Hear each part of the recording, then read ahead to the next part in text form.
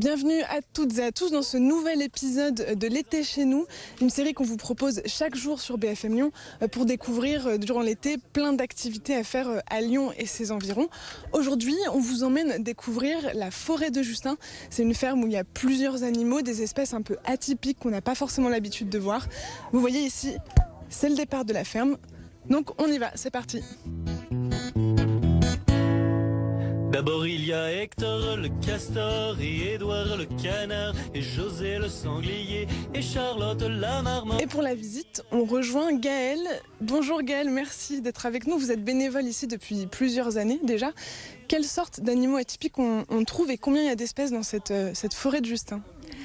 Bonjour à tous, bienvenue à la forêt de Justin. À la forêt, vous pourrez retrouver une vingtaine d'espèces d'animaux différents.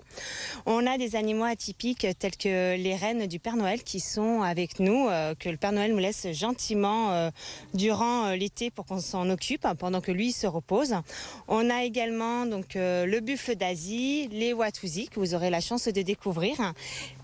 C'est ce qu'on voit ici. Je me demandais qu'est-ce que le Watusi. Est-ce que vous êtes d'accord pour qu'on aille les rencontrer ? Avec grand plaisir, on peut y aller. On y va ? Super, merci. Allez. Donc on vient d'arriver devant le Watusi. C'est ça, tout à fait. Avec des immenses cornes. Donc, pouvez nous raconter d'où il vient ? Le Watusi vient de l'Afrique de l'Est.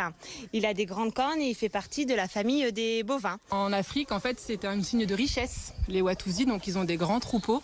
Plus ils ont des grandes cornes, plus ils sont riches. Et ils servent aussi de dot qui sont offerts lors des mariages. On va leur donner à manger ? Au Watusi et au buffle, qu'est-ce qu'ils mangent ?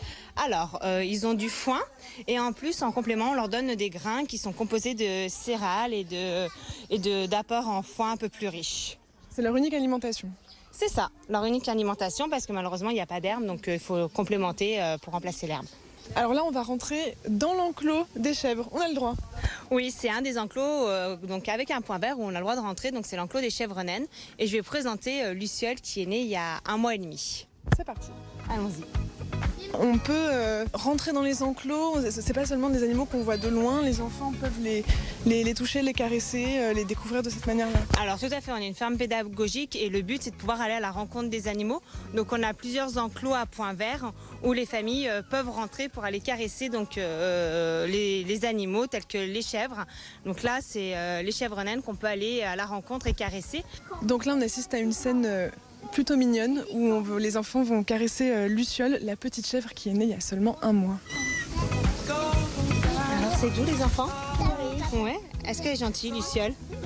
Oui. Alors, ça fait quoi de toucher un petit chevreau ? C'est bien. C'est bien ? Ça fait comment une chèvre ? Ouais, bravo. Super. Maëva, quitte à être en immersion, je vous propose de caresser Luciole également. Oui, j'ai très envie d'essayer. Ah bon, je sais pas, j'ai l'impression qu'elle a pas trop envie. Mais Oula. voilà. Regardez, c'est juste qu'elle fait des pitchs.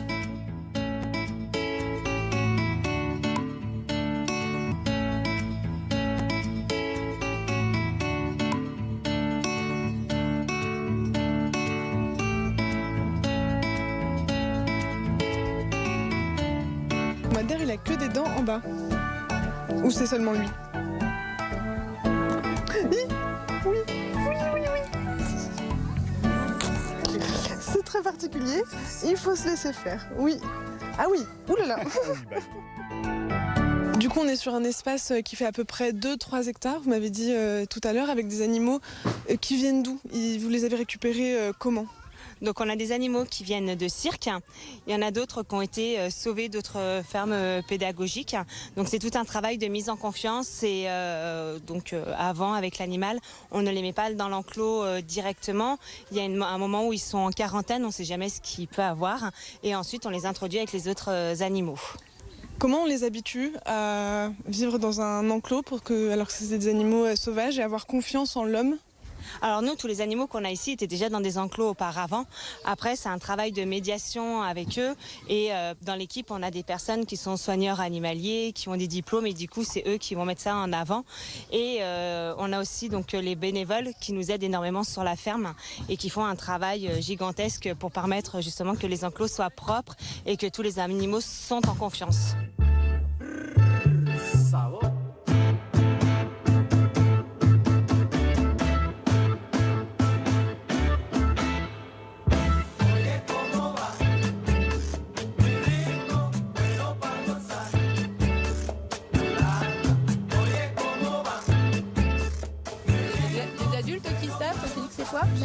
La mousse, c'est pas de la mousse.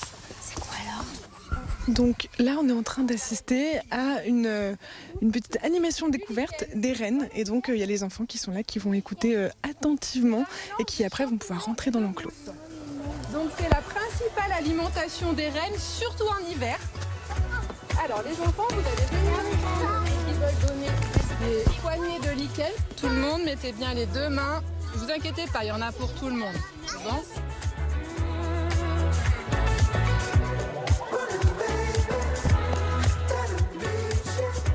Regarde, il cherche encore. Oh là là, il est gourmand celui-là, dis donc.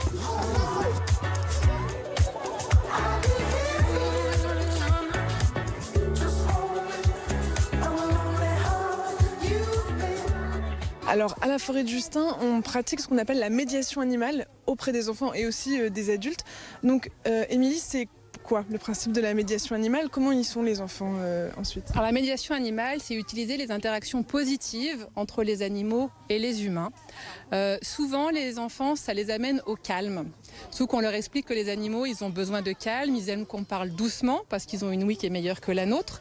Ils aiment qu'on ait des gestes doux parce que ce sont des proies dans la nature et que nous, on est des prédateurs. Donc si on ne veut pas leur faire peur, il faut contrôler nos émotions, se gérer avant de venir voir l'animal. Et du coup, quand l'enfant arrive à caresser un animal qui est calme et qui lui donne sa confiance, ça donne aussi confiance en l'enfant, ça lui fait prendre conscience que c'est sa gestion des émotions et sa manière d'être qui a un impact sur l'animal.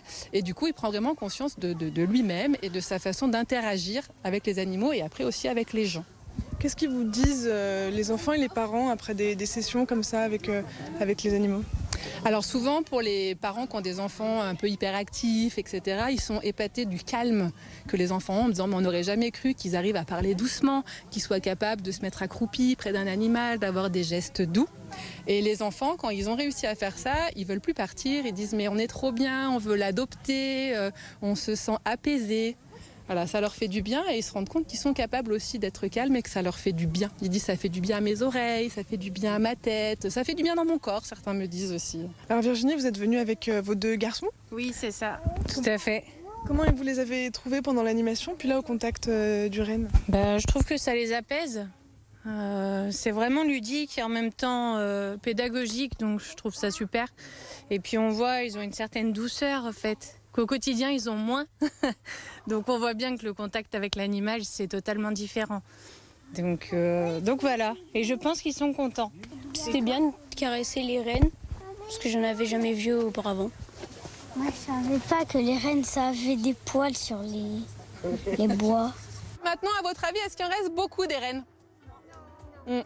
À l'état sauvage, malheureusement, ce sont des animaux qui sont en voie de disparition. Il en reste 2 de rennes. Alors ici, il y en a 2, mais eux, ils ne sont pas sauvages. Ce sont des rennes d'élevage. Mais à l'état sauvage, il n'y en a plus beaucoup parce que les hommes, ils ont pris trop de place. Vous savez ce qu'ils ont fait, les hommes, qui ont embêté les rennes? Ils ont coupé des arbres sur lesquels il y avait le lichen. Ils ont construit des routes, des stations de ski, des villes sur les chemins que prenaient les rennes. Parce que les rennes, ce sont des animaux migrateurs. Vous savez ce que ça veut dire, migrateur?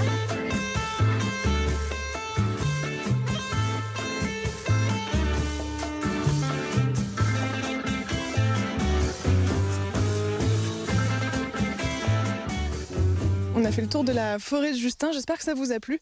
Là c'est le temps de la petite pause, regardez derrière moi il y a Rasta et Roquette qui sont en train de faire une sieste. Donc on va les laisser tranquilles et puis on va aussi remercier Gaëlle pour cette visite. Pour rappel, la forêt de Justin elle est ouverte tous les jours dans l'été, du lundi au dimanche, de 9h à 18h et ça fonctionne grâce à des bénévoles. C'est ça, et je vous propose de vous mettre dans le rôle d'un bénévole et qu'on aille nettoyer ensemble l'enclos. Allez, j'accepte, c'est parti.